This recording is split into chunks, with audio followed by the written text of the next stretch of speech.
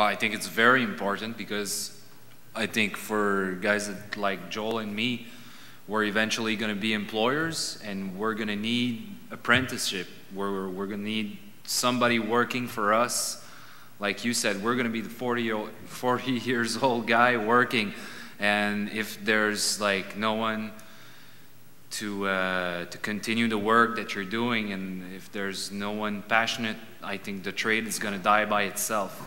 And if you're really into what you're doing, like you want to make tools, but if you're the last one to make tools, who's going to make them after? If I'm the last one to make like this particular raspberry salmon tartare, who's going to make it after me? Who's going to like improve everything? And I think it's a question of improving things, like being aware that we're going to have to pass the flame along, and being aware of like that we have to give the passion so that the trade can improve by itself as the years go by. We have this course in high school that, I don't know if it's specific to Alberta, but I believe there's probably a similar thing. We call it CAM. It's just basically career and life management, I believe is what it stands for. We usually don't take that course until grade 11, and that's where I see the major problem with it. If you want to make people informed of these programs that are available, it needs to be before grade 11 or before grade 12. It wasn't until I took this course in grade 11 that I realized that the school was more involved in RAP. You're supposed to start the RAP apprenticeship program in the summer of grade 10 so you can get 2 years in, but if you only learn about it in grade 11, that really doesn't make much sense. There is some posters up and stuff like that, but it's just, if we could somehow push that class to grade 10 or just somehow better inform students of that for sure, then I believe it would definitely take off a lot more so than it may be right now. It's the same thing. We got informed like it's secondary 5. It's the equivalent of the 12th year of high school in Ontario, and we only take that course on the last year because it's basically to take the students, fill out the form to go to college, and there's a field trip for 1 day that you go visit like all of the 3 campus of the college, but it's mainly focused on universities, on colleges. Like I didn't mention this earlier, but at the beginning of my secondary 5, which is the last year of high school, I actually got to see my teacher on my own, and I asked him, like, I was always interested about cooking. What can I do? And I had to go to him, and I went like on a 1-day student to the school that gives the trade formation. But I had to come forward and go see my teacher.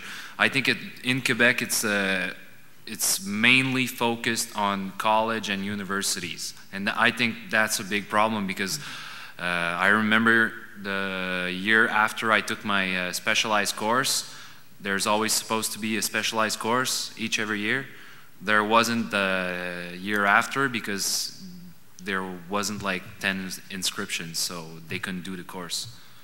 Well, that seems to be our biggest problem at this stage, is the fact that it's not being promoted as well as it should be. And I agree with Joel and Sebastian. It really needs to be brought to the youth's attention earlier in the process.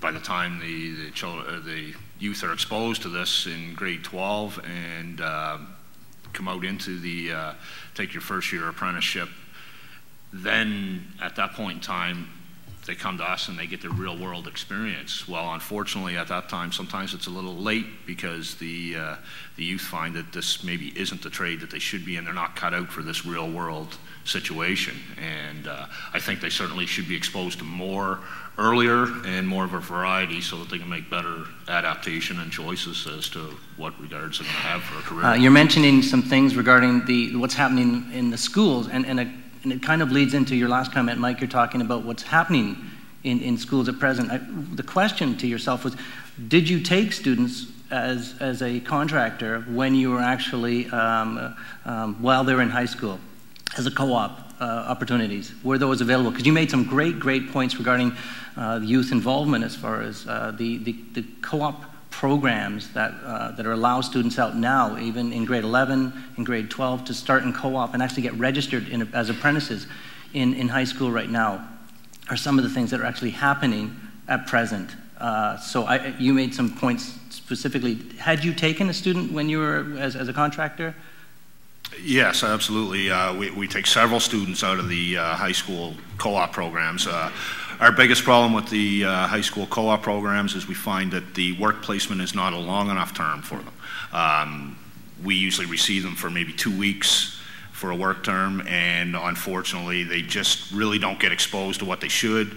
A lot of times the young men or women are coming into the job sites. It might be an extremely busy job site, and unfortunately we don't have the time to focus and show them everything that should be, garnered to them. But so from an employer's perspective, yes, we would like to see maybe longer work terms, maybe not longer in duration at one situation, but maybe a 3-week work term and then possibly another 3-week work term 2 months down the road or something along those lines. It's just we find that the 2 weeks isn't enough to expose them really to the entire field.